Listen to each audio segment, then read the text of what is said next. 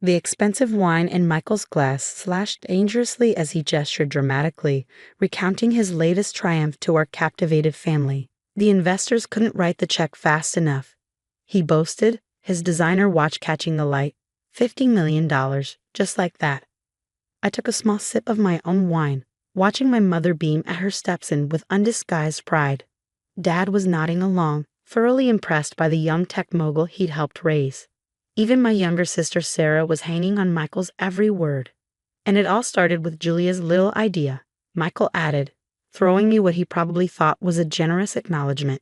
Remember that conversation at Christmas 2 years ago about personalized ad therapy? Who knew it would turn into something this big?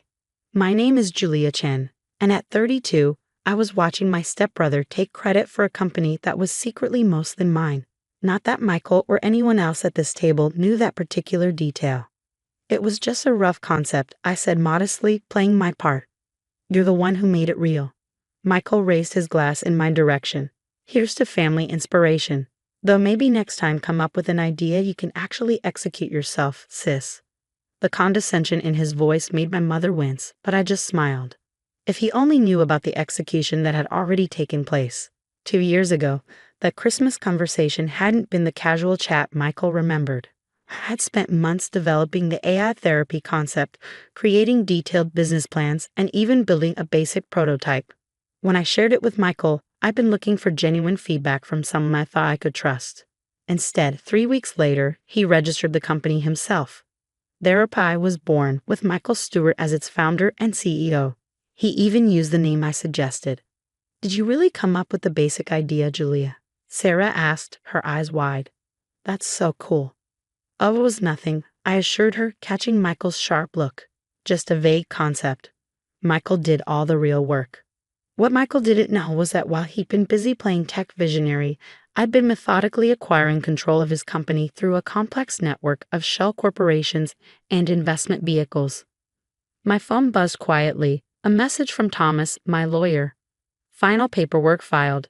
You now officially own 75.4% of Therapy through the holding companies. Congratulations.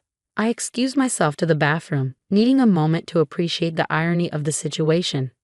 Michael thought he was celebrating the biggest deal of his life, but he just unknowingly sold the majority of his company to me. The journey to this moment had started the day I discovered Michael's betrayal. I'd been working late at my consulting job when a colleague sent me a link. Check out this hot new startup, right up your alley. There it was, my entire concept, down to the specific features I'd outlined, being presented by Michael at a tech conference. He was using my slides, my research, even some of my code, all repackaged under his name. Most people would have confronted him immediately or sued for theft of intellectual property, but I knew better. Michael had carefully covered his tracks, and our family dynamics made direct confrontation complicated. Mom had married Michael's father when we were teenagers, and she'd spent years trying to blend our families seamlessly, so I chose a different path. While Michael focused on being the charismatic face of Therapy, I worked quietly behind the scenes. My consulting job gave me connections to private equity firms and venture capitalists. I created a series of investment companies, each seemingly independent but all leading back to me. Every time Therapy needed funding, my shell companies were there, offering attractive terms. Michael, ever confident in his own brilliance, never questioned why investors were so eager to buy in. He was too busy giving interviews and attending tech conferences to notice that each funding round diluted his ownership while strengthening mine. Everything okay in there? Mom called through the bathroom door, snapping me back to the present. Michael's about to tell us about the expansion plans. Coming? I called back, checking my reflection in the mirror. The same soft-spoken, supportive stepsister Michael had always underestimated looked back at me. I returned to the dining room just as Michael was explaining his vision for the company's future. The acquiring company wants to take Therapy global, he announced. They're keeping me on as Chief Innovation Officer, with a huge compensation package. That's wonderful, sweetheart, his father beamed. Always knew you had it in you. I caught Sarah giving me a strange look. My younger sister had always been more perceptive than the rest of the family. Did you work with AI in your consulting job, Julia? She asked innocently. Michael's smile flickered slightly. Different kind of AI, he said quickly. Julia's work was much more basic. If he only knew that my basic work had included developing most of the core technology his company now used. The patents were held by one of my shell companies, which had then licensed them to Therapy at suspiciously favorable rates. Actually, I said, deciding to push just a little. I'd love to hear more about the technical side of things, Michael. How did you solve the privacy compliance issues we discussed that Christmas? I watched him squirm slightly before launching into a vague explanation that basically outlined the exact solution I detailed in my original business plan, the one he'd stolen. My phone buzzed again. Another message from Thomas. Acquiring company wants to meet with all major shareholders next week. Time to decide how you want to handle this. That was the question, wasn't it? In a few days, Michael would discover that his great exit wasn't quite what he thought. The company he believed he'd sold wasn't really his to sell. More wine, Julia? Mom offered, noticing my distraction. No thanks, I smiled. I need to drive back to the city tonight. Early meeting tomorrow. Michael couldn't resist another dig. Must be tough still working those long consulting hours. You should have been more entrepreneurial like me, taking some risks. I thought about the millions I'd spent quietly buying control of his company, the careful legal maneuvering, the years of patient planning while he took credit for my work. We can't all be visionary founders, I said mildly. Some of us have to do the detail work. Dad raised his glass to Michael, our family's first millionaire. Everyone clinked glasses enthusiastically.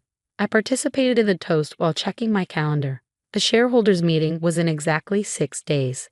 That's when Michael would learn what detail work really meant. As dinner wrapped up, Michael pulled me aside. Listen, sis, he said, his voice softening with what he probably thought was generosity. I feel bad about how things worked out. How about I throw some consulting work your way once the acquisition is complete? Small token of appreciation for the original idea. I looked at my stepbrother, successful, arrogant, completely unaware of what was coming, and felt an almost overwhelming urge to tell him everything. Instead, I just smiled. That's very thoughtful, Michael, but let's see how the acquisition plays out first. He clapped me on the shoulder, already turning away. Your loss, but the offer stands. Family has to look out for each other, right? Right, I agreed softly. Family first. The conference room at Thomas's law firm felt too small for the tension it contained. I sat quietly at the end of the table, watching Michael chat confidently with the acquiring company's executives. He hadn't even questioned my presence when I walked in, probably assumed I was there to take notes or provide administrative support. Before we proceed with final signatures, Thomas began, we need to review the shareholder structure of Therapy. He started distributing folders to everyone present. As you'll see, the ownership breakdown is somewhat different from what was initially presented. Michael flipped open his folder casually, then froze. I watched the color drain from his face as he processed the information in front of him. This must be a mistake, he said, his voice tight. These numbers can't be right. The numbers are quite accurate, Thomas replied calmly. Through various investment vehicles, the majority shareholder of Therapy is actually Nova Holdings LC, which owns 75.4% of the company. I've never heard of Nova Holdings. Michael snapped, shuffling through the papers. I own this company. I founded it. Actually, I said, speaking for the first time, Nova Holdings is my company. The silence that followed was deafening. Michael's head snapped up, his eyes meeting mine with a mix of confusion and dawning horror. What? He whispered. Perhaps we should take a brief recess, Thomas suggested smoothly. Give everyone a chance to review the documentation thoroughly. The acquiring company's executives nodded, looking somewhat bemused. They'd been briefed on the real ownership structure weeks ago. It was only Michael who was in the dark. As soon as the door closed behind them, Michael exploded. What the hell is this, Julia? Some kind of joke? No joke, I said calmly. Every funding round, every investment, every major stock purchase over the past 2 years, they all trace back to companies I control. You never bothered to look too closely at your investors, did you? But that's impossible. You don't have that kind of money. I smiled. My consulting work paid better than you thought, and it's amazing what you can do with good credit and better lawyers when you have a solid business plan. The original business plan, actually. The one you took from my laptop that Christmas. His face went from pale to red. You can't prove that. I don't need to. I replied, opening my own folder. The ownership structure is legal and documented. You've been running my company all this time, Michael. You just didn't know it. He slumped in his chair, the reality of the situation finally hitting him. Why? He asked finally. Why not just confront me when I started the company? Would you have listened? Would anyone? I leaned forward. You saw an opportunity and took it, never thinking I'd be capable of doing anything about it. That was your mistake. Does the family know? Not yet. Though I imagine dinner conversations will be interesting once they do. Thomas returned then, the other executives filing in behind him. Shall we continue? He asked professionally. The next hour was excruciating for Michael. Every page he had to sign reminded him that he wasn't the brilliant success story he thought he was. His 15% ownership stake was worth a few million, but nothing close to the fortune he'd been bragging about. One more thing, I said as the meeting wound down. About your position as Chief Innovation Officer with the acquiring company. Michael's head snapped up, fear in his eyes. You can keep it, I said quietly. You're good at being the face of things, at driving growth. Just remember who you're really working for now. The acquiring company's CEO nodded. We assumed you'd want him to stay on, given the family connection. Michael stared at me, trying to process this unexpected mercy. Why would you let me stay? Because unlike you, I understand the value of using people's actual talents, I replied. You're a good salesman, Michael, a good frontman. That's worth something, as long as you remember it's not worth everything. The meeting ended with Michael shell-shocked and silent. As everyone filed out, he caught my arm. The family, he said quietly. You'll humiliate me in front of them, in front of my father. I thought about all the dinners I'd sat through, listening to him brag about his stolen success. About Mom's proud smiles, Dad's approving nods, Sarah's hero worship. The truth will come out eventually, I said. But how and when? That depends on you. Over the next few weeks, the story of TherapAI's acquisition made headlines in the tech world. Michael was quoted in the press releases, still playing his role. But there was a new humility in his statements. Every interview had to be approved by the board, by me. The family found out gradually. Sarah figured it out first, reading between the lines of the press coverage and connecting it to things she'd observed over the years. She showed up at my apartment one night, full of questions. You let him take credit all this time, she said, shaking her head. Why? Sometimes winning isn't about getting credit, I told her. It's about having control. Mom and Dad took longer to understand what had happened. The truth came out during another family dinner, this one much quieter than the celebration a few weeks earlier. I don't understand, Mom said, looking between Michael and me. I stole her idea, Michael admitted finally, staring at his plate. I took her work and claimed it as my own. And she outsmarted me completely. The silence that followed was heavy with years of assumptions and misjudgments. Dad looked like he'd aged a decade in minutes, realizing how wrong he'd been about both his stepchildren. The company is doing well, I said finally, breaking the tension. Michael's staying on in a leadership role. Nothing has to change. Everything's already changed, Dad said quietly. He was right.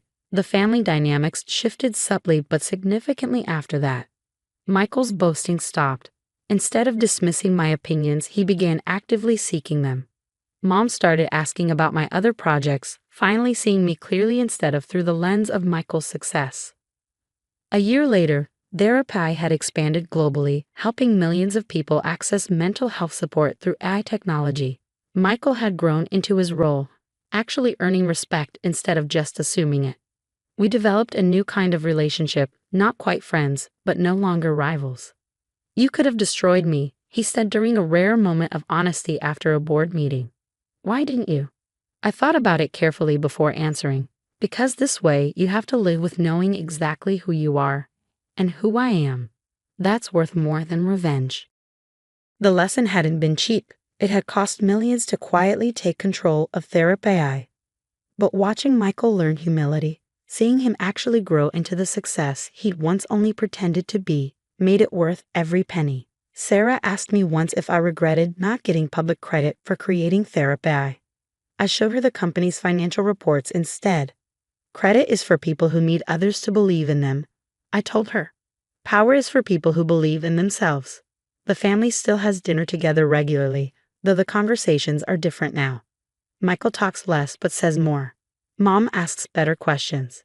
Dad watches us both with new understanding. And I sit quietly just as before, but now everyone knows that quiet doesn't mean powerless. Sometimes I catch Michael looking at me during these dinners, still trying to figure out exactly how I did it. He'll never know all the details, the late nights planning, the careful financial maneuvers, the patience it took to let him think he was winning until the perfect moment. But he knows enough to understand that success isn't about who talks the loudest or claims credit the fastest. Sometimes it's about the quiet one at the end of the table, the one everyone underestimated, quietly building an empire while they were busy bragging about building a kingdom.